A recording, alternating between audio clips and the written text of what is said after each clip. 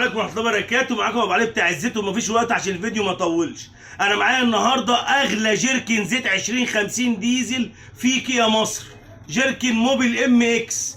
معانا النهارده جيركن زبون جاي بالصدفه عايز يغيره، وهو جاي بنبص على الجيركن كده لسه وبيقول واحد جايبه بسعر قديم وبتاع وعامل معاه واجب، واتاري الواجب هو عامل معاه الجلاشه. جميل. الجيركن نسخه طبق الاصل من الاصلي، ولكن احنا في شويه فروقات هنجتهد ونعرفها لكم، ويا رب اللي ضرب الجيركن ما ياخدهاش يعدلها عشان يوصل للكفاءه دي. وانا قلت له قبل كده اللي بيضرب ده يا اخي نزل جيركن باسمك انت لعل وعسى توصل ويبقى عندها شركه زيت محترمه مصريه بتبيع الزيت، لكن طريقه الحرام اسهل من طريق الحلال. انا هنا اهو المضروب اهو، الطباعه بتاعت الجيركن بهتانه، لسه اللي بيضرب ما وصلش للمرحله انه يجيب مكنه طباعه عاليه الجوده تطبع له الارقام الصغيره والكيو ار بنفس نسخه الاصلي. بص الارقام الرفيعه هنا هتلاقي رقم باين 830 مش عارف ايه كده. كلمه هاي برفورمانس هنا ما عليهاش تحديد بالاسود، هنا عليها تحديد بالاسود. اللزقه نفسها لزقه مائعه كده، لزقه مائعه بتتشال خلاص. اللزقه هنا اصلا بنتذل احنا عشان اصلا نطلع الكيو ار ده. بص اللزقه هنا ادي الرقم اهو، والشركه بتجتهد عشان تعمل لك كود تعرف الاصل من المضروب، وانت برضو بتفسد دماغك. خليك بص هنا بقى، ده بص بيطلع باللزقه كلها فوق وتحت. بص بص بص بص, بص. ايه ده ايه ده ايه ده ايه ده بص بص رقم 8-5. تمام. احب اقول بس حاجه عشان اللي بيضرب الارقام، الرقم ثابت بيبقى 6-2، وابقى اضربه بعد كده وخليه 6-2 من الاول، مش 8-5 مش عارف ايه. ماشي. وبتطلع اللزقه على بعضها هنا استحاله تطلع. بص اللزقه عامله ازاي. خش عليا بقى للتجار وهم بيدخلوا، بصراحه تسلم ايده، حته لزقه عافيه اللي هو عاملها هنا محترمه. بص هنا اللزقه دي بقى بتطلع 3/4 البادج بيبقى على الجيركن. تعالى لي بقى هنا بقى، دي اخطر حاجه اللي انا عايز ادخلك عليها عشان اللي تاجر. بص لي بس، لف لي تاني، يلا يا عم علي كده ركز معايا في الحته دي، عشان انت لو تاجر واللي انا بقوله لك ده ما عملتوش انت مسؤول. لو انت ما تعرفش ان الجيركن ده مضروب ان انت ظالم زي اللي كان بيضرب الزيت بالظبط. يعني انت لو خدت على قفاك وخدت الجيركن المضروب وبتبيعه وانت ما تعرفش ان هو مضروب، اللي انا بقوله لك ده لو ما اهتمتش بيه وعملته يبقى انت شريك مع الراجل ده وانت موافق على الضرب اللي انت بتبيعه. خش بقى عليا هنا، انا هصور لك الكيو ار ده، ادي الكيو ار المضروب. بص دخلني عليه بقى اي هبد، اي هبد. بص ولا يفتح اي حاجه، انت على وشك فتح موقع ومش عارف ايه، اي هبد. بص دخلني في اي هبد واي بتاع. الكود ده بقى هنا المفروض يطلع لي رقم. ايه بقى الرقم ده؟ ركز بقى معايا عشان دي.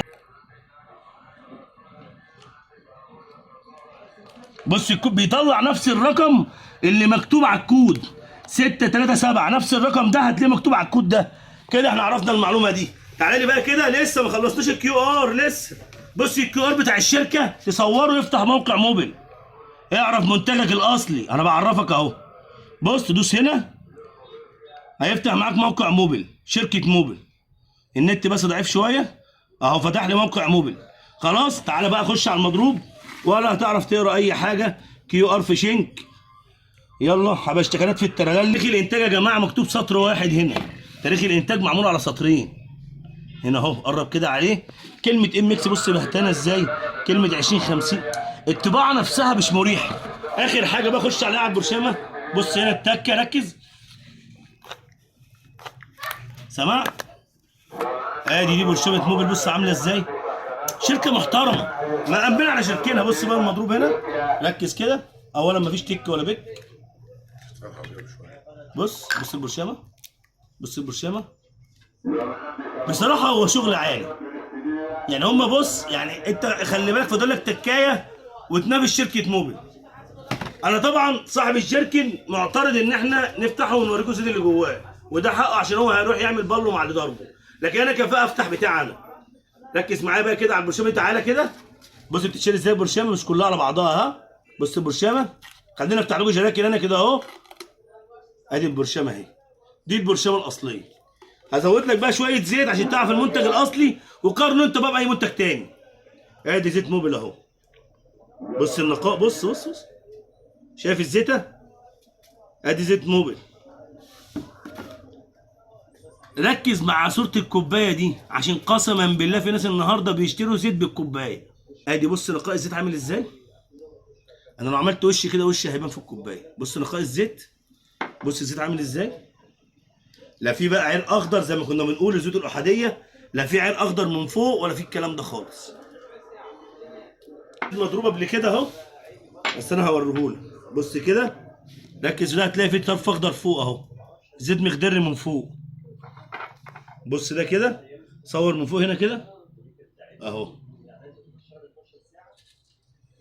طبعا المنظر هنا خارق بصراحه. انا عايزك تركز في حاجه، لما تصب الزيت فقاقيع الهواء اللي بتبقى في زيت مطرح الصب بتختفي بمجرد ما الزيت يقعد يرقد شويه. الزيت بيرجع لكله بيبقى سك حته واحده، ودي حاجه كفاءه في سكه موبل. خلاص يا جماعه، ده اغلى جيركن زيت، احذر من موتورك. والله العظيم حسبنا الله ونعم الوكيل في اللي بيضربوا الزيت. جميل. انا كده ايه، بحاول الواحد يلاقي اي حاجه يعرفها لكم. ده اغلى جيركن زيت في الفئه بتاعته. جيركن سعره الرسمي في البنزينه 620 جنيه. تخيل ده بيتضرب بزيت كيلو 48 جنيه ب 200 جنيه. ده غلب بتوع المخدرات.